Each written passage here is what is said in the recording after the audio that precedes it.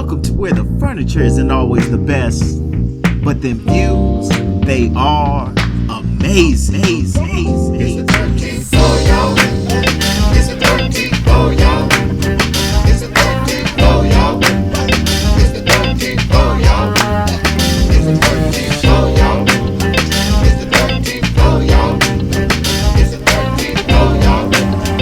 It's the 13th floor, y'all.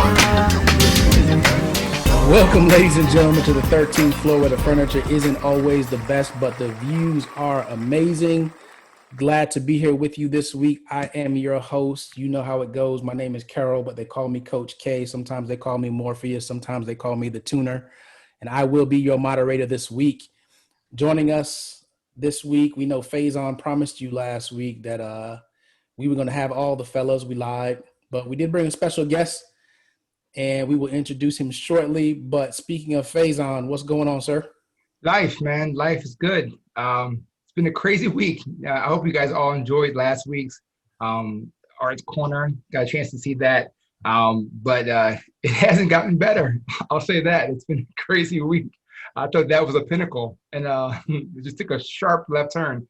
But personally and family-wise, I'm good. I'm great, and I am happy. More importantly, did you register to vote? Oh, I registered to vote in Georgia and turn the state purple. I'm ready. Okay, good. BJ, Yes, sir. I need you to say something different than I'm blessed and highly favored. I need you to say something different for the people this week. That's always a staple, but again, this week has been a lot better than last week. Again, we weren't on the podcast. Last week was the week from hell, a true test of where you're at in life and what you decide to do. But I'm excited because Kara and I had a chance for this weekend to do some work with Mortar and just reaffirm that we got to step into our purpose, man. We gotta make things happen. This weekend was just a testament that there's great things to come, and it's up to us to make it happen. So I'm excited, man. Yep, we'll come back and touch on that briefly. I was hoping Brett was going to be here to be the one to conduct that conversation and that experience, but that's all right. We'll fill in and we'll cover it. But ladies and gentlemen, this week we have a special guest, and for those of you who have ever owned a house, bought a house, looking to buy a house, this is definitely going to be one for you. Even for those of you that may be looking to investing in real estate, this is the one for you. So definitely get your notepads, be ready, because we're going to drop some gems today. And we didn't just bring just any realtor on here. We're just so happy that we could find a brother to bring on. Nothing against the sisters that have been on the podcast, but the ladies are always ready and willing to be on the podcast. Mm-hmm. Like, they come to us and ask us, when can we be on the podcast? It's tough to get brothers on here. Like we've had some, but it's just hard. Yeah. So once again, if you're out there and you're listening, and again, I didn't say in the beginning, but I'll say it now. You can listen to this podcast on iTunes, SoundCloud, Vimeo, Google Play, iHeartRadio. You can catch us on, what's the new one? Anchor. Yes. You can catch us on YouTube. Subscribe, like. Yep, subscribe, like. You can catch us on Spotify. You can catch clips on Instagram and Facebook, but nothing is as good as you listening to the whole thing, either via one of those platforms or watching it live on YouTube, for all the crazy shenanigans that are going on in the background when we're recording. But let me get back to our special guest today. So our special guest today has been a resident and investor in the Metro Atlanta real area for over 15 years. Has also been involved in real estate. Started out part-time when he wasn't quite sure it was the move to make. And then transitioned to doing it full-time. I'm going to hold on saying what he transitioned from, because most people will say he's insane, he's a lunatic for doing that. But he's been a full-time realtor for the past 2 years. Now, here's where it gets interesting. His academic training is in healthcare, where he received his doctorate. That's right. We are bringing you a doctor in pharmacy and pharmaceutical sciences from the Mecca, Howard University. Right. A bunch of people just said HU in their car Some of you said it in your home. Some of you said it in your office. All types of stuff. That's right. So what makes this person successful is their ability to focus and listen. The background that he has allows him to hear things and extract subjective information and couple that with objective data to yield and generate what is important to his clients when buying or selling a home. Right. So he's assisted many people in the Atlanta area, so much so that he has quickly ascended to the Realtors Association top producer in 2018 and 2019. Berkshire Hathaway, yes, he is part of that gravy train, Berkshire Hathaway. He is one of the service's leading edge status in 2018 and 2019, which means that he's in the top 7% of Berkshire agents. Listen to this. Not just across the country, but worldwide. Oh. Wow. He will also be a featured Rising Star agent in the trade publication, Greater Atlanta Real Producers, in their December 2020 edition. So for those of you that are out here in the A, definitely look out for that. I don't know where we can pick that up, but we'll find out. And then his service area includes Cobb County, Fulton County, DeKalb County, and he represents buyers and sellers. And he also does it for healthcare providers, commercial real estate, and investor representation. When this gentleman is not assisting his clients, he is a super sport fanatic. He's a recovering sport fanatic, meaning he was the guy that no matter where he was paying attention to what was going on via sports. And then he prides himself on his integrity, honesty, and responsiveness, and believes that this is what drives his success. He currently lives in Smyrna, Georgia, not too far away from Art, with his amazing wife and two beautiful children. So, ladies and gentlemen, I want to introduce to you Dr. Realtor Peter Beckford. Hey, I like that, man. Oh, man. Come back every week just for my self-esteem. Just for your self-esteem. So listen, so I told this man to send me a bio, and then he sends me and says, oh, here's a short bio. And it was like, it would have been like 2 pieces of paper long in 12-point font. But listen. It's the short version, man. Short version. I had to get through most of it because how often do you meet somebody that is a doctor and gives up being a pharmacist, a doctor, for how many years? Man, 18. 18 years in the field. So not even at the entry level. Oh, no. Not even at the entry level pay scale. We're talking about somebody at an established name your price pay scale, and walks away to pursue realty. Right. And a lot of times we get on the podcast, we talk about your purpose versus your platform, and what is the ultimate goal. So I think we'll start there, Peter. What in the world would make you leave all this time you put in and you decide, I'm going to go from being a pharmacist, from being a doctor? He doesn't even push around his title of doctor. He's just the realtor that's helping you get your dream home. What pushes you to make such a change? Man, first, it wasn't easy. And I'm not going to lie to you like, oh, it was easy. No, it wasn't easy. Everything you said in regards to what other people were thinking, I was thinking. This is crazy. I invested over 6 figures in my education. I'm established. I'm comfortable. All that, I consider myself fortunate in that I've lived a good life, but I kept on asking myself, am I completely fulfilled? And is this truly what I want to do? Now, if I had to guess, I would dare say all of us have been told since we were younger that, we should go to school, get a good education. You get a good education, and what's the next step? You get a good job. You get a good job, then you get a house, you live happy ever after. Well, I followed all that. I did all that. But, being in a controlled corporate environment, which healthcare is, you realize that you don't have as much autonomy, room for growth, room to develop your own ideas in control of your ultimate destination.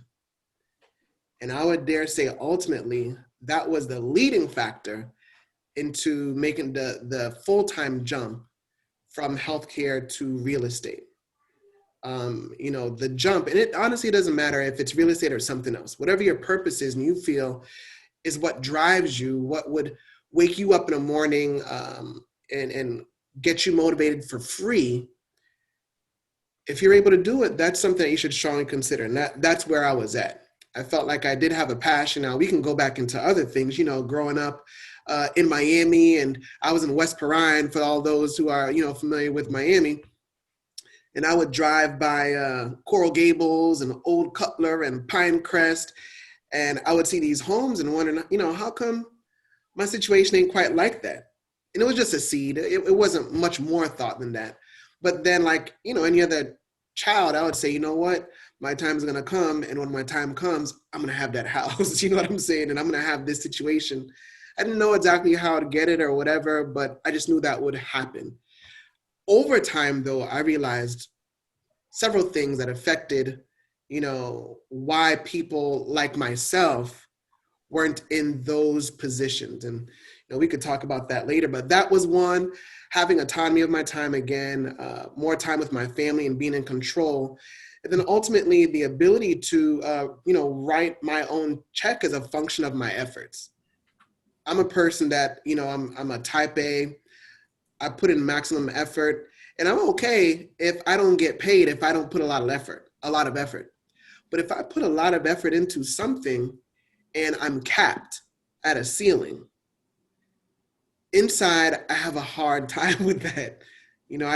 I know what I give up when I put maximum effort. I correlate things immediately. Time away from family, away from wife, time missed that are important moments where I'm given to someone else as a boss or a corporation. I can't put a dollar value on that. That's priceless. So for me, I would rather honestly take less money, bet on myself and my efforts without a ceiling, and control how I use this commodity that we don't have an unlimited reservoir of, which is time. We just don't have that. So I'll manipulate it the way I want to. I'll bet on myself, and we're going to see what's happening. That's it. Okay. So, man, there were so many things right there. We could build a whole podcast off of what you just said without even getting into the real estate part, right? Because behind probably, and look, I'm not stereotyping anybody. It just is what it is. Behind Asians, Africans, Indians, then probably comes the Caribbean folks where your parents put a lot of pressure on you to be a doctor, a lawyer, make something of yourself. All the pressure. all the pressure. And then when you go through, and maybe when you initially get to school, you're not as focused as you need to be. You end up going to another school. You end up going through all these things to get this doctorate. What was that conversation like with your parents? Because for a lot of people, they tend to wonder how they end up in the track that they did, not realizing that the dream they were pursuing was not their dream, but it was their parents' dream. So to be honest with you, I realized that latter part that you just mentioned, I would say later in life, like that dream that my parents wanted. Now, my family is from Jamaica, and, we migrated to the States, first to New York and then to Miami, Florida. And like several immigrants, their purpose was opportunity. Their goal was opportunity.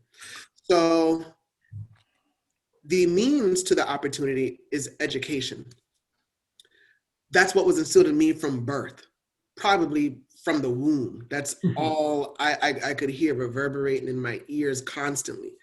So I heard it really didn't sink in until later. I wasn't the best student in high school. I just didn't focus, not that it was an ability thing. It just was something that I was into other things at the time. I'll leave it at that. So it got to a point, however, where those choices were going to lead me down a path. I'd graduated high school. And so the rubber meets the road, right? Because we're at a point where we're gonna have to take care of ourselves soon. And, you know, certain things happen. And my parents said, listen, you can go back to school. Go back to Jamaica and go to school in Jamaica, which I didn't see as a good fit for myself. Or you can go to a school that I went to that they felt was better suited for my needs and stage where I was at. And I looked at all those items and I said, okay, I'm gonna go do this. And that's what I did. And I just straightened up, you know. Again, I had to face facts of reality, which was you could choose this path and it leads you here, or that path and it leads you there. So for me, I just straightened up. I got a mentor, which was a very integral part of my development. I had to see someone that was doing what I was thinking about doing that looked like me. In Miami, it wasn't a lot of examples like that. Mm-hmm. And I think it led to that turning point where I had to look at other examples that were successful or were representative of the possibility. But growing up in Miami, there wasn't a lot of examples that looked like me. And I was mimicking, to an extent, what I saw on a day-to-day basis. But it wasn't until I did have a mentor that I could look at, and I thought, man, if he can do it and he looks like me, that it was even feasible. Mm-hmm. Not to mention when I went to school, you know, I went to an HBCU and I saw a whole bunch of people that looked like me. And then all of these people were doing, you know, all these great things. I was like, you know, I need to get on this train and get serious. Right. So me personally, that's what happened. Okay. Took Okay. off. So I told you all to get your notebooks out and take notes, right? Because already there's a couple gems that have been dropped. One being whose dream are you living? Whose dream are you striving for? Right. The next one was, okay, you have a dream. What example do you have in front of you? Who are you looking at that may be similar to you that can show you that it's possible? That's going to be willing to help you accelerate the curve. Because a lot of us, what we do is we get out there and we feel like if we ask for help or if we look to somebody for mentorship, it's a sign of weakness, when it's actually ultimately the biggest show of strength, because you're willing to say, here is where I am having struggle. Will you help me? It takes a level of strength and determination to do that a lot of us shy away from. But I didn't want those two to get away before we get into some of this other stuff, because some of you money hungry folks gonna miss the lessons because you're like, all right, hurry up and tell me how to buy a house. Just get to the real estate. Right, get to the real estate part. Right. But I told y'all, you guys know how we do when we bring people, when we bring guests on. We don't just bring just anybody. We bring people with a story. And when I heard this one, I was like, okay, we can't let this one get by. We got to go ahead and do it. And Peter, just so you know, usually what happens is once people appear on here, we don't know what it is, but all of a sudden they just catapult and they get out of our reach. And we're just like, remember when we could call such and such and get them on our podcast without issue? Listen, I will never forget. Never. I appreciate that. And I will hold you to that. Right. Nice. All right, well, let's get into some of the real estate stuff. So we know why you went to real estate, right?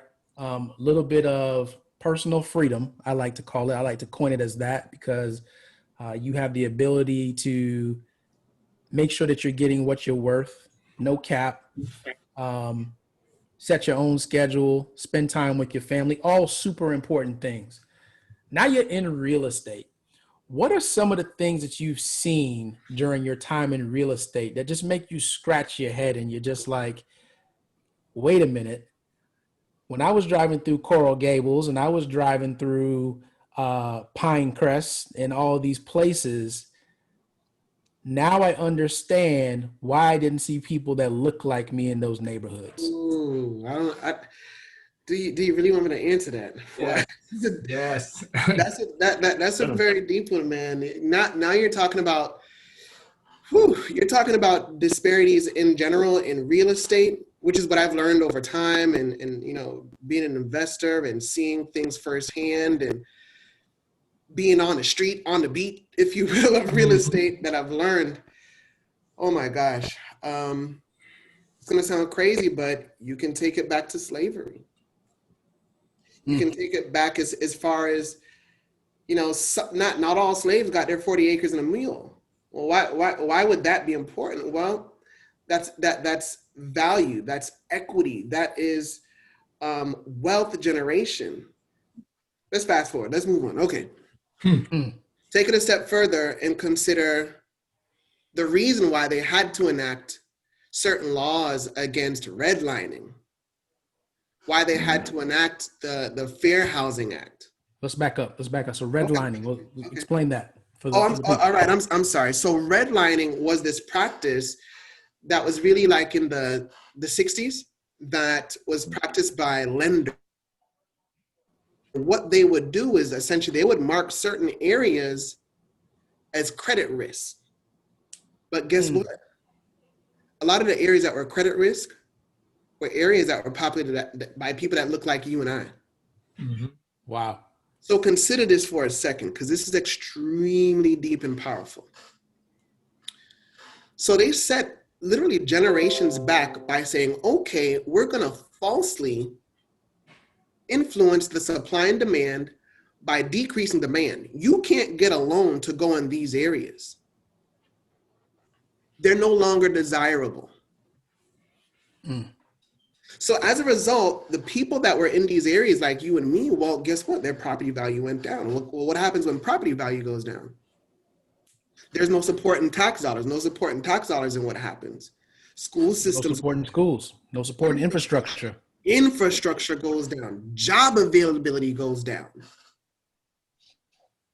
So when you ask me and you're saying, what do I see is between those neighborhoods that I used to see, and even until this day that I see now in Metro Atlanta, we haven't recovered yet from that time. The equity growth in these areas that I'm talking about that were redlined versus the areas that were greenlined that didn't have those inhibitory lending practices is extremely significant from that time until today. And we're talking about generations at this point, and we're talking about significant equity and wealth lost. Yep. Wow. That's So how can we fight that? I can name off neighborhoods in Atlanta right now, man. I moved here in 2005-ish. Mm-hmm. And I remember coming here, and there's certain areas of Metro Atlanta that I would look at, and redlining was supposed to be stopped in the 60s. I distinctly remember there are certain areas where there was a lot of lending, I'll say malpractice, that inhibited growth of our neighborhoods that are now, next reason why there's disparities, it's leading to gentrification. And what happens? Wait a minute. All of a sudden, when these things are being gentrified, now guess what? It's greenlined. There's So now value here. But what happens then? Mm-hmm. Now the people that were once in there being bought up, they can't afford it. Their taxes are too high. They got to sell them. Man, and don't get me started about predatory lending that led to the housing crash of the late 2000s. And there's a lot of different reasons why there's disparities, man. It's sad. It's frustrating. I see it. Sometimes I don't believe that people want to believe it, but it's real. Okay, so this is happening. This is happening. Yeah, and that's a head scratch moment. I had to scratch my head. You already made me scratch my head several times during this already. Mm-hmm. But how do we combat that? What is... What do you want? The PC answer? No, there's nothing No, PC. This is the keep it 13th raw. floor. Yeah. Ooh. Oh, man. So remember where I started in the conversation, right? It sounds crazy, but look, we're at a deficit. Mm-hmm. So when you say deficit, then you think, well, how can you make it not a deficit? Reparations? So when people say reparations, a lot of times I think they immediately think, well, you think that you deserve a check and we're just going to give you a check? No, not necessarily in that form. But maybe it can be in a way where there's certain incentives the African American community that would make it easier to acquire real estate. For example, I'll give you a good example. If we're not owning a home, what are we doing? We're renting, right? We're renting. Mhm. Yeah. A lot of times rent, especially nowadays, ain't cheap. No. So is the problem that we can't afford to live or pay a mortgage, or that we don't have the means to put a down payment on and be qualified? So reparations again, maybe they have some programs that are specifically designed for African Americans where they decrease the amount of down payment required, where they provide an opportunity for the market interest rates on loans to be maybe a point and a half, I don't know, to a point where these disparities start to narrow. You know, there's a big difference between African American home ownership and our other, ethnic brothers across the country. Mm-hmm. Across the country, it's large. So, once we get closer to that, being that gap being bridged, then, we go from there. But that's an example or a thought. You could start there, man. Make it easier for us to attain home ownership. So we're not just paying rent month after month, not building equity over time and wealth, and not being able to tap into that wealth for our generations. Because again, our brothers, Caucasian and other ethnicities, they've been using that as the basis of their wealth to tap into. Well, how are we going to pay for college? Well, let's tap into the equity in the house. You can go to college, John, and get your degree. We don't have any home ownership to tap into, any equity, any wealth. We're paying rent. Right. So then what can we do? Nothing. We got to keep renting. I'm sorry. Keep renting. Keep renting, take out loans, and build on more debt. That's the name of the game for all those years. I'm a fervent believer in diversity in portfolio, but I'm also a firm believer in, of course, real estate being the backbone of a portfolio. And if, to me, you don't have that backbone and, these rocks upon which to build, your wealth on, it's going to crumble, man. It's going to crumble. I got a question, Kay, and it leads to this. So, Peter, most realtors and most that I've spoken to or talked to or kind of asked before when I was in the renting phase, most of them, if you say, oh, the deposit isn't ready yet, but I'm going to start looking and want to start talking, can you help me with their process? It's a waste of their time. Oh, well, you're not ready yet, so come to me when you have your $10,000 saved up or your 20 grand saved up. But the question would be is, how does someone who's not there yet get the motivation and confidence to have a realtor that will work with them over time to say, hey, there's some programs you can work through. Here's things you can do versus just to get your money together and when you're ready, call me later on. Right. Well, the first thing I would say is to call me. I consider it like a incubator, but I have, clients that are just like that I partner with lenders and, credit repair folks that can guide them on the best ways and mechanisms to get to their goal of home ownership. And there's no magic trick to this, in all honesty. So I don't want to fool anybody in thinking, oh, well, call Peter and tomorrow you're going to be in a mansion. Ain't happening. However, I am patient with my clients to assist them along the path so that when the time is right and when they're seasoned, we can go for it. And I don't care at any price point, because again, wealth can be built at any price point. I don't care if it's $100,000, so long as you're building wealth. Remember, you're buying at 100. Over time, it's going to gain wealth or gain value, and you're paying down on a principal. Mm-hmm. So that difference is called your equity. That difference is what you can tap into, and what I was talking about earlier about, how we can use it as a tool to further ourselves and grow.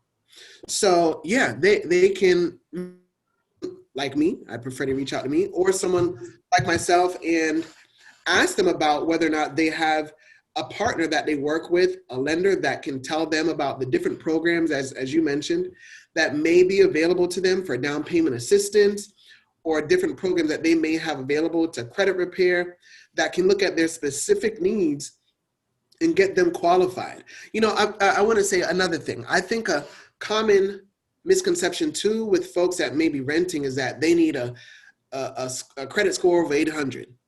Not true. And that they need 20% down to purchase a home. It's not true. It's not true.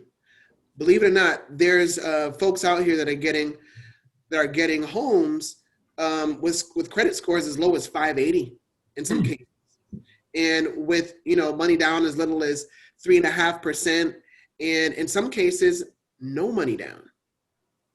Now, everybody has different profiles and they present differently to different lenders, and then these different lenders have different risk thresholds that they're willing to assume.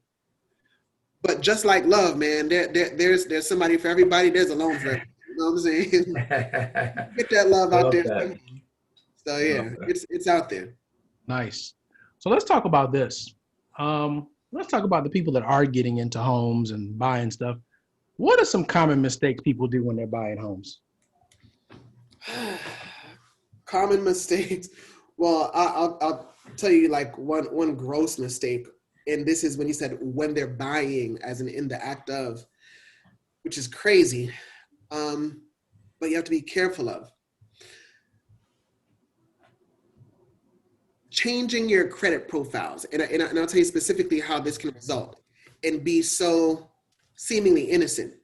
Say, for example, I'm working with someone and they are buying a home and we're looking, and their credit is fine. They're like, you know what? I want to make my credit even better because I want to get the best interest rate. So I'm going to close one of my credit cards that I'm not using. Oh, man. They don't tell me because they're thinking they're doing a good thing. They're not buying anything, right? Right. So what does that do that's so bad? Well, they have a certain loan limit that they're allotted that's associated with that credit card. So if the credit card limit is $10,000 and they close it, and then they have $4,000 on another credit card, well, guess what? It changes their debt to income ratio, which is exactly what lenders use to determine how much you can afford. So now, instead of looking for a home at $350,000, you can look at homes at $350,000. We got to look for something a lot less. It seems, but it's happened to a client of mine before, and it's sad because great prospective client, credit is even good, but they can't afford nothing now, or at least not what they want. And trust me, when you get a certain taste and flavor for a certain type of real estate, and then I tell you, well, you know what, you got to decrease your budget by $100,000. That's not, it's not so sad. So sad. It's not popping. The other is, and conversely, when I have a client and they feel like they've satisfied all the requirements of the loan, and they get to the point where it's time to close, maybe a week prior to, and so they're feeling great, and they say, I got a new house, I got to get a car to match, right? Of course, you got to get a car to match. 2-3 days prior to closing, they show up with a new car. Show up at the closing with a new car. No bueno, especially in this climate right now where lenders and their underwriting is extremely finicky, and it's to the last second, and they're checking everything. Right. And if your profile changes, I'm sorry, we can't give you this loan. Oof. You can enjoy your new car, but this house you were thinking of, you gotta let that go. Wow. Those are big mistakes. And it's common. You see that, like. No, I see that. No, man. it happens. It happens. Wow. And there's nothing, of course, I can do. I tell my clients, all the time, but sometimes Yeah. So would you say a good thing to do, right? And obviously, look, I just closed on my house not too long ago. Art just did his. Is it probably good for you to take a house buying education course before you get into it, so that It definitely doesn't hurt.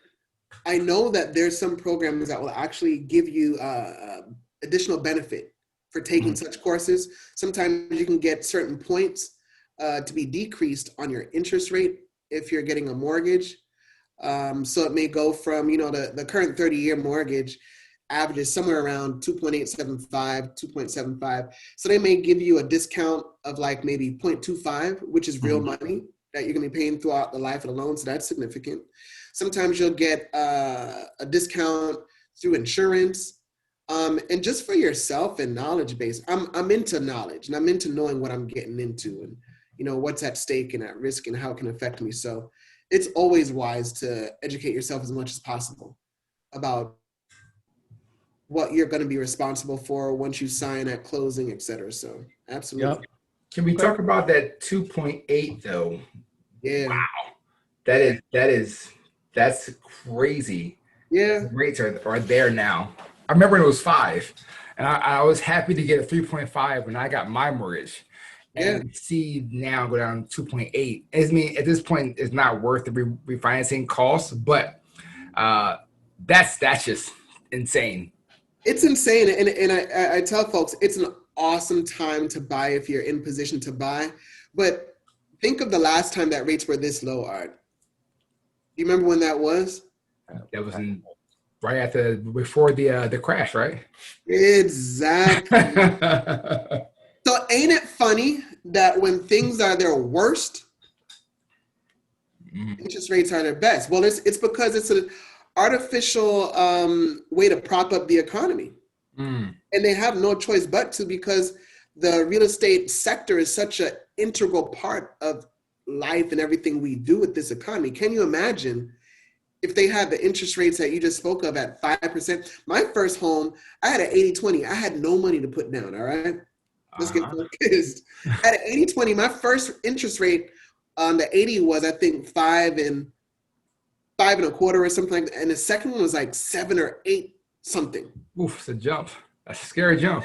We're talking about interest rates at 2.87. Listen, I have a client right now that's under contract. He's a veteran.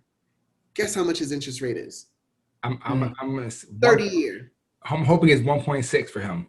I wish it was. It ain't that low. No. I'm hoping the poor man went to work but it's through the country. It's 2.25. It blows my mind. Oh my God. It blows my mind. But yeah, it's literally the interbank lending doing their best to prop up the economy, because without it we would be in even worse conditions situation than we are right now. So let's talk about that. So you got low interest rate, but then you still got low inventory. So what type of climate is that causing right now? And when we talk about strategies, right, which during our situation, we went through several strategies to try to make this happen. Yes. But what advice could you give people that decide they want to take advantage of this unprecedented time? The first thing I would say is clearly define what you want, what's most important to you, and what you are willing to be lenient with in regards to what you're looking at. The opportunity is tremendous. Inventory across the country has been super low. One of the primary reasons is because the resale market and homeowners in general that would consider selling under normal conditions don't feel comfortable opening up their house to the general public to come in, look, touch, feel, for obvious reasons. And that makes sense because it's not the most safe thing. It is what it is, right? So you have this decreased inventory by like 25+% year over year.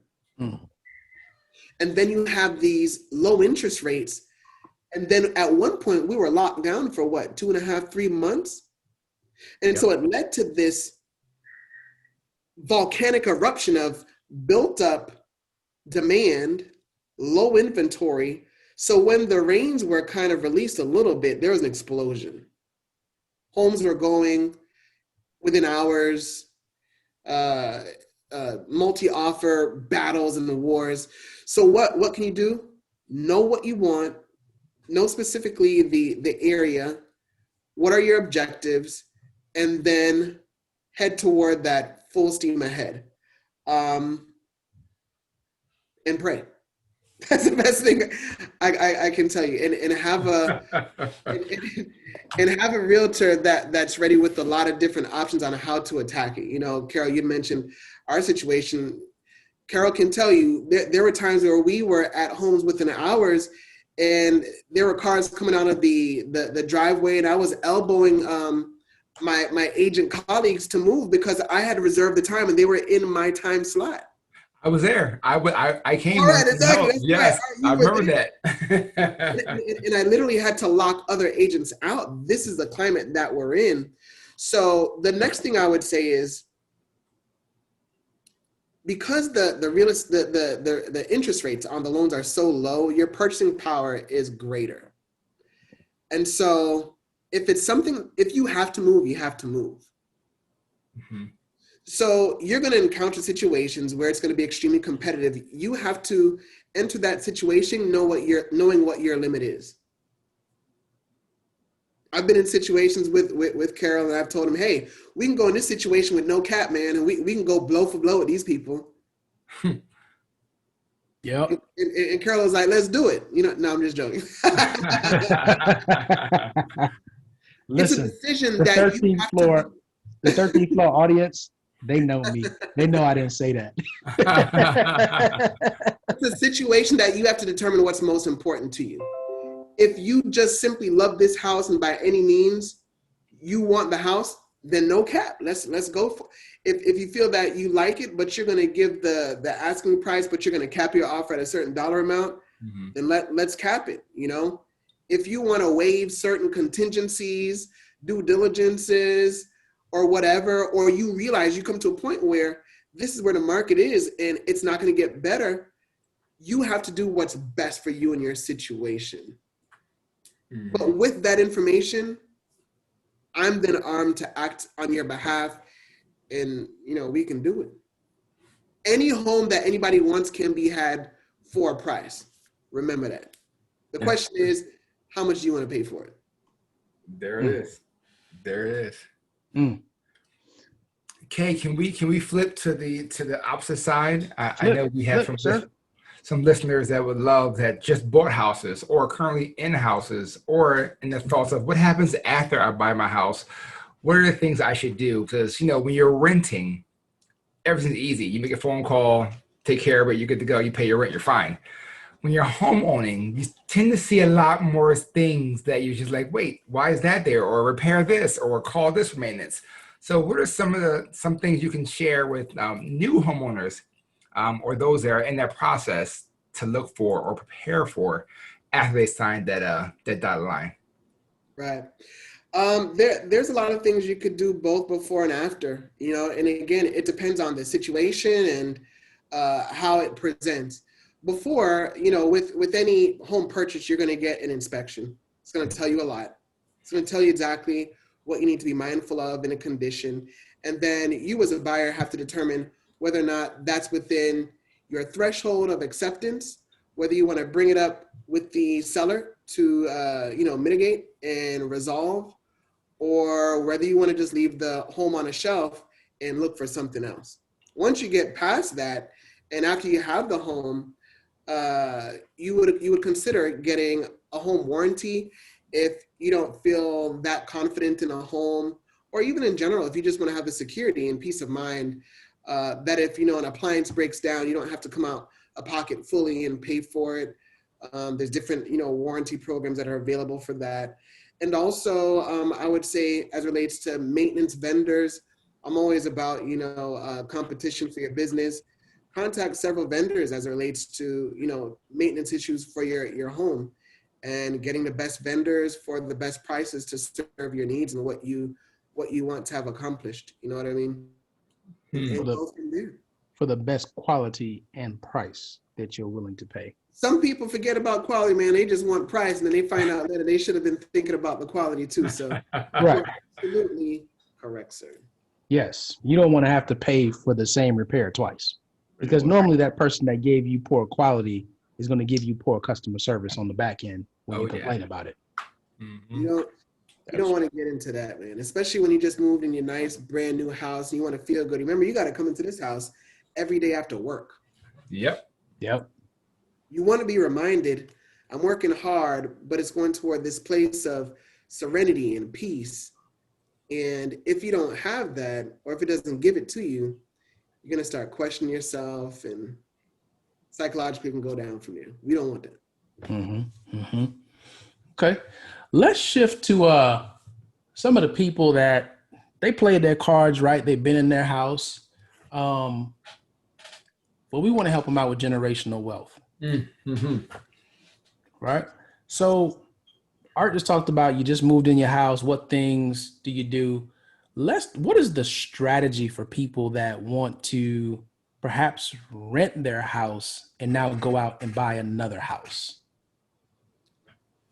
So a lot of this, I'm laughing because there's different ways that you can do this. I was about to say there's the hood way, and then there's the, So that's all right. We got some hood folks that listen on the podcast. So right. So say, for example, I have a house, and I've grown professionally, and I'm making a little more money, and I'm like, you know what, I want to buy up, and I want to keep this house as an investment, maybe rent it out. What do I do? Well, you start looking for a house, but before you do that, you go to a lender and you say, hey, I'm going to buy another house. And they're going to ask you, okay, for what? At that moment, you can say whatever you want to say. Just telling you the real deal. So you can say, well, I'm going to get a second home. Okay. Well, certain lenders have different criteria for what qualifies as a second home. So some lenders will say it has to be a minimum of 50 miles from your primary home. Okay. And with that, there may be a down payment that may be more than what would be required otherwise if this was your sole home, right? So as it is right now, for the most part, you can get a 30-year conventional loan with 5% down. Well, if you're getting a second home and it's 50 miles away, it's likely that you're going to have to put down significantly more, likely about 20% at least. And they do that for a number of reasons, primarily because it's a credit risk if it's a rental that they don't know about and you're keeping it as a primary home. They want to know that you have a vested interest in this new home or the home that you had previous. So they want to make sure you have skin in the game, that you're not going to be a flight risk if the economy changes or coronavirus hits or whatever happens. So you can do that though. You can go out and you can get another home, and you may want to put 20% down on your next home anyway. Everything is good. So then you have two primary homes, right? So that first home now, the mortgage lender is not going to call you, Corella, and say, hey, we just noticed that you got another home, so you're going to have to change this to an investment mortgage. No, their only concern or primary concern is what? Them getting paid. That's it. They could give a rat's, you know what, about anything else. As long as they're getting paid, that's fine. I'll tell you the one thing that it does change is the homestead tax exemption. Because there is some benefit with your homestead tax exemption, but it can only be claimed on one home. So if you're claiming a homestead tax exemption on one property, you're going to have to figure out which one you want to put it on, and that's it. So, for my friends in Florida, that could be significant because taxes are crazy. You can say that again. So yeah, so yeah, that's one of the things that it could impact you. But especially if you're just starting out, you ain't heard this from me, but go for it. Get that second house, lease out the first house and go from there. If the new house that you're wanting to buy requires a certain down payment. See what it is. If it's not something that is comfortable to you financially, see if there's another lender that has a program that would allow you to get a home for less of a down payment commitment. A lot of lenders have in-house underwriting. So there's an infinite number of scenarios that can occur when it comes to lending. Does that strategy change if the second house, the new house you're looking for, is not going to be, you don't want to move, you want to, it's just an investment property. So does the conversation change? You know for a fact. My wife and I were just having this conversation yesterday, in fact, thinking about how, reflecting on, again, when we went to college or went away to different places, like we had friends and know people whose parents like bought houses in the area and they put it in their kid's name and start that credit and the equity building for themselves right there. Like we were talking about that thing. We get a no finger wave. No. That's a aha. I like that, Brian. Okay. Check this out. When the parents are able to put it in their children's name, that's an opportunity for them to be secondary and possibly for the kids to be primary. The opportunity to possibly put less down. Again, that's a lender specific thing. And those were the conversations that we were getting into about, okay, so our oldest son just started high school this year, and we're thinking about, okay, so what does that mean for investment properties as far as we're not looking, we just moved, we've been here like 4 years now in our house. So we're not looking to move anytime soon, God willing. But what do we do next to try to help them out? Our children? Yes. And I don't get far off topic of what we were, but again, with that mindset of, well, the scenario you painted was moving to, us moving to another house, but not that this is strictly for investment purposes. What is the strategy then? So there's an infinite number of different ways to invest in real estate, but I'm going to highlight one that I personally experienced when I was in college that my roommate's father employed. So this was in Silver Springs, Maryland, very close to Howard University. And same thing that you're talking about. What they wanted to do was, instead of paying money to the school for boarding, they said, instead, we're going to buy real estate and we'll allow the equity to grow over the years that you guys are there. Peter, you can be a tenant, and we can have another tenant that's paying rent also. So if I could imagine, I don't remember the numbers, but I doubt the mortgage was over at that time $700-800 a month, 3-bedroom townhome. So if you have 2 people alone, plus his son that wasn't paying, obviously, but 2 people alone that are paying rent, say at $600 a month, which is cheaper than what the university is charging for board, they're clearing $400. Well, then guess what? That's a good margin. The son is in that same investment, so they're in-house checks and balances, if you will. They're gaining equity over time. They're paying down principal. They're winning.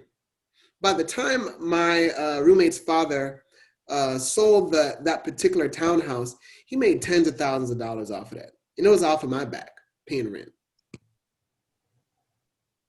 So what I'm saying in all that is that you can look at it, as your son or your child is getting close to that time to go into college. And this is just one example. And you can say, you know what? If there's an option for him to go into off-campus housing, maybe we consider doing a 3 or 4 bedroom and renting out the different units. Mm-hmm. That's exactly what I pose. Like, no matter where you go, it'll be worth the investment to a townhouse, or no matter where it's at, unless we're in like Coral Gables or something. That's a different story. But again, investing in that property, charging like the same scenario, like that's the same as that scenario that I posed. Again, that's me not really knowing the background, but understanding like this is a different time, and we have to start thinking about these things and process things. Again, when I came down in Florida. My parents didn't know. It was room and board. And when I moved out and rented a house later on, rented an apartment later on, it was because I chose to do so and I was working. I couldn't rely on anybody else. And again, they own their house, whatever, but we didn't have that information to pass on. We're in a different information stage right now that we have to start building it and letting our kids know why we're doing this and what we're doing this for. That generational wealth is not just for the next generation, it's for generations to come. Exactly. And that's why when I was talking earlier about that whole thing with redlining, it's still crippling us today. And another point that you just mentioned is we need our children to see this in action. They need to understand that this should be a part of their everyday life. Like this whole thought, philosophy, concept of using real estate as a means to generate wealth, how it can be manipulated. Because again, it doesn't have to be that way. It could be multi-family housing. It could be flipping. There's so many different ways that you could spin it. But what's most important is that our children see this as an option, an opportunity to learn about and then act on, not just be a viewer from the outside thinking that they cannot participate. Mm-hmm. Okay, so thought for you, and I know we're running long, but I love this topic, and this is vested interest in me, so I will never pull the bell saying it's time to cut it off. And the mindset all night, man, because there's so much. I continue to talk about, but it's and it's one of the reasons why I decided to go into this route, because I am passionate about it. You know, in addition to wanting time. Mm-hmm. I was looking at real estate nonstop on Zillow all the time anyway, man. My wife just straight up told me, you wasting all this time looking at real estate and whatever, you might as well get licensed. And I said, you know what? Cool, thank you. You got a point. There you go. So two questions I'll ask you. For one, for those who are looking to get into real estate and are looking now to the process behind it, what are some best practices you can share with them? It's the first question. As a profession? As a profession, yes. So going to get the license, going through the process behind it, getting associated with a larger company. Question one. Question two is, and those who want to invest in real estate, we make sure we give them their contact information for you so they can contact you, talk with you, you can vet them out properly, but I want to make sure that you share that with them for those who want to invest in the Metro Atlanta or outside, wherever you do cover. Plus, so first question is, those who are looking to get into real estate, best practice, give us the top two. I know it's a lot you can do, but what are the top two things you think back and go, these two things helped me get to this point, or help me pass at least the requirement for the test or certification? Okay. The first thing I would say is have a healthy respect for the knowledge base of what you're about to go into. I got a doctorate, but honestly, I've seen other people with doctorates, professional people, fail and end up getting frustrated and not get licensed as a realtor. And there's no excuse for that. I'm a firm believer that anybody can do anything if they put their mind to it, and if they're truly passionate and convicted that that's their call. So number one, take it seriously. Find a good school that has a good reputation for producing a high rate of passing on their state licensing. Okay. Know what type of learner you are. Now there's options for virtual, of course, with COVID. Prior to COVID, you have options where you can go in class or an intense study over a short period of time. Me personally, I study on my own, so I did it online.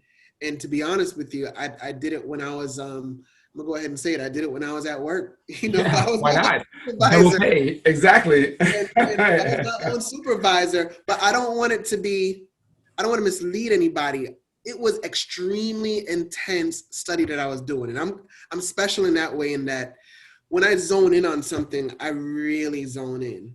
I don't even know if it's healthy, but I really zone in. And I did that for about 3 weeks, the last week, I made a point to make sure that my family was gone. They went on a cruise. I didn't go. And I knew I had that small window and that was it, because my wife couldn't stand me being so tunnel vision on any one thing beyond that. So the feeling at that moment was, it's either I'm going to pass or it's a wrap. Okay. So I personally feel that in order to not waste people's time or money, that they be serious, identify the school that would fit them best, that has a good track record of passing, and then go ham, do it. Anybody can do it. Perfect. Oh, wait. One more thing that's important. I just thought, it ain't like TV. So, real estate, there's a lot of shows out where, people are getting out of, Rolls Royces slow, and they got the music playing in the background, and the sun is hitting their faces at the right angle. It ain't like that. You're going to get cussed out. People are going to think they know more than you, and you're going to encounter situations that you're not at fault, and you're going to be to blame. And you have to be prepared and willing and able to handle those situations eloquently, with ease. You can't, those things too serious to a point where it affects you personally. It's happened, and then as a result, it decreases your ability to succeed and thrive. So you have to have an outgoing personality, someone who can absorb those hits and keep it pushing, and go for it. Awesome. And as an investor, share your information with us, so those who want to invest, and what are your criteria for that conversation to start? Well, it's my criteria starts with, what's their objectives? Are they trying to cash out now? Are they looking to build wealth over time? Are they looking for tax protection because they're getting killed in taxes? What is their goal, and what are they trying to accomplish? 2, how much discretionary income do you have that you can dedicate to this investment goal that you're speaking of? And then, does it align with those goals? Does it match?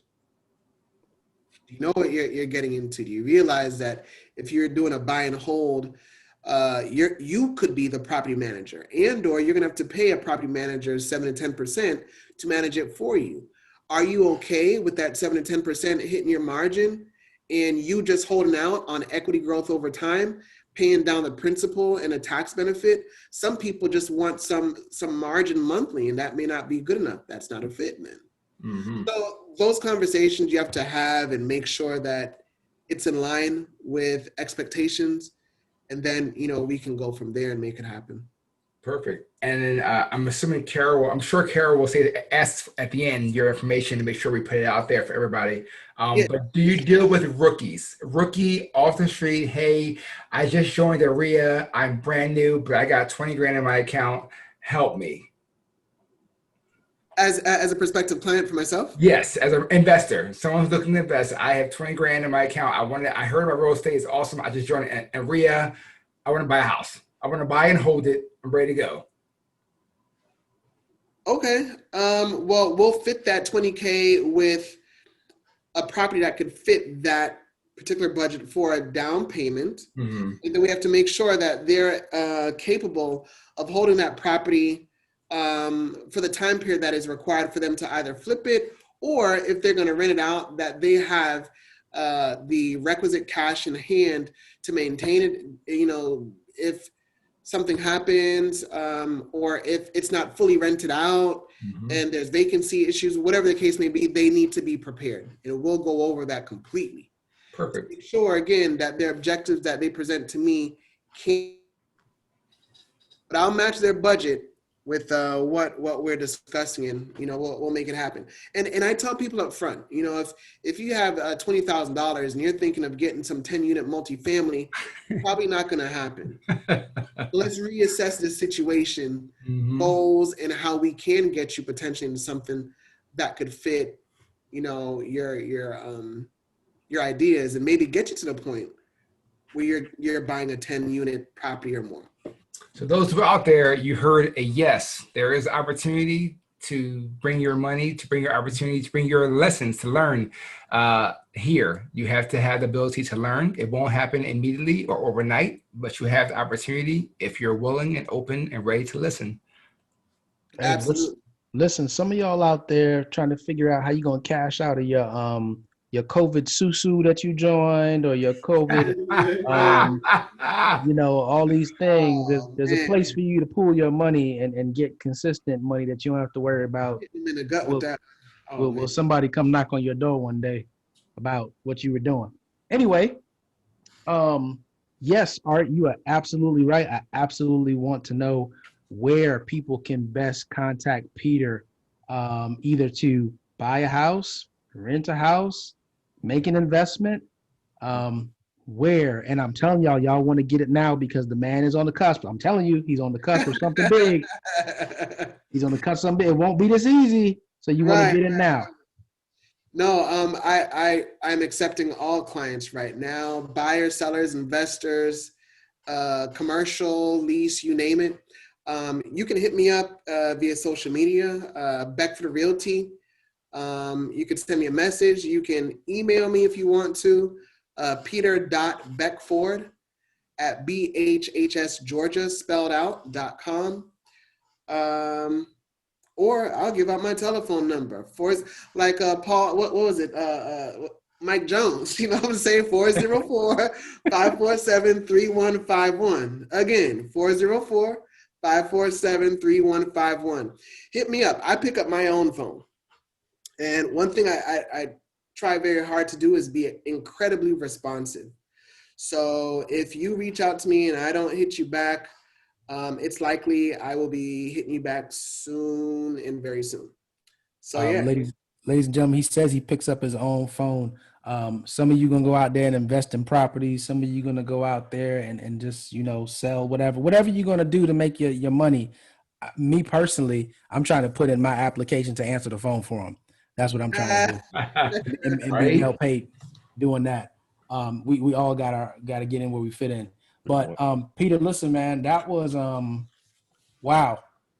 There was so much information dropped in there, and I'm not gonna do my closing now, but that was a lot, man. I am so happy that we came up with this idea and said, man, let's get you on the podcast, because some of the stuff you came with, I wasn't even in my mind, and I was just, oh, okay, all right, let me just get out the way. I'm not even gonna ask questions, just go. But that was a lot, man, and I want y'all to start thinking about, how do we catch up?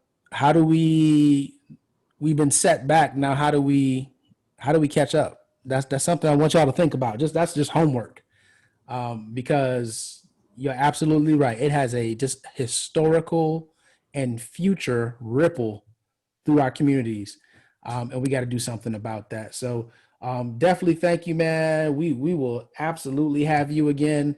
Man, Yes. just so you know, we got fellow alumni that we probably made mad that we had somebody outside that we brought in, and man, we got folks in Atlanta that we could have brought on. Right. Yeah. But shout out to y'all. As a fellow UM alumni? Fellow UM alumni, yeah, absolutely. And frat. And yeah, one of Art's frat brothers. I mean, all types of stuff. So listen, man, that just gives me a future thing that I have in mind. We're not going to talk about it now. I got to talk to Peter offline, and we'll talk to our alumni folks. But I got an idea. But anyway, we're going to keep this thing moving. Peter, if you feel free, man, we got just a couple minutes and we're going to wrap this thing. If you want to hang out, you can. If you got to go, by all means. But I'll hang out for a little bit longer. How long we hanging out? Nah, man. We in the home stretch. We about to wrap this thing quick. I'm about to go to Art for Art's Corner. What you got, Art? So this week, this is over the last year or so, or probably 2-3 years, you heard me talk on the podcast. I've been really interested in real estate. I purchased that first investment property in Millville. I love that. I love the process behind it. I'm a buy and holder. So I'm looking for a long-term process. But, I just want to let everybody out there know that it's okay to be fearful. It's okay to be scared. But you have to take the chance to learn the information that's out there. You got to be able to put your foot into the water and make it go. You can't just keep thinking. You have to make a move. I always tell you can never regret taking action. You always regret not making a move. You have to take it. You've heard information here. Peter dropped some amazing knowledge for us about how to get there, what to do, what not to do, which is more important, and how to ensure you're in the right path. So if you're looking for it, do your research, get ready, ask questions, attach. But don't let the general day in and day out hold you back. Make your money make money. And it's not going to do it by just buying material things. You have to buy things that help you grow wealth. You have to grow an investment in yourself. That's all I got. Guys know I love y'all. I can't wait to tell you more information next week or so forth. But think about how you can make that dollar turn to $10. Nice. Keep it simple. Turn $1 into $10. Mm-hmm. Ladies and gentlemen, let me remind you, you can listen to this podcast once again on iTunes, Google Play, SoundCloud, Vimeo, Anchor, YouTube, iHeartRadio, Spotify. If there's a platform, we're on it. Definitely, we want you to like, subscribe, leave comments. Man, I don't know how much more we can beg you guys to leave comments. We definitely want to know your thoughts, your opinions. Look, if you don't like us, tell us you don't like us. If you didn't like Peter, say you don't like Peter. That's fine. Listen, he is tough. He just told you he's got realtor skin. But listen, man, we want to know. We want to hear from you. And as I close this out, I want to tell you this. If you listen to this whole podcast and you thought that it was just about real estate, you need to go back and listen again. Mm-hmm.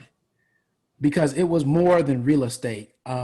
We talked about so much stuff. There's some of you out there right now that you're trying to do something that's been in your mind forever, but you don't want to let go of that thing that you got to go get the thing that's actually for you. Right? Let me say it again. You don't want to let go of the thing that you got to go get the thing that's for you, that's going to be more rewarding and make you feel like you actually lived your life. And when you leave here, you leave something other than bills and debt for those that are around you. So I'll say it like this, and I said it this weekend, right? Yes, this was a tragic time. Uncle Tommy died. Auntie Betsy died. All these people that you may know that they're not here anymore, and you're holding on. The only memories you have is pictures. But what would happen if the memories that you had was what they left you in your bank? What would happen is if the memory of them is the asset that's now going to continue to get passed down from generation to generation, right? That one house that you buy could be the beginning of the dynasty, and that's because dynasties are made out of tragedies, right? And I need you to think about that, right? So what can you do? Okay, maybe it's not real estate. Maybe it's something else for you. I guarantee you it's not that susu, but it's definitely something that you could do right now to start your dynasty and make generational wealth. And we're going to leave you with that this week on the 13th floor, where the furniture isn't always the best, but the views are amazing. Amazing. Catch you next week.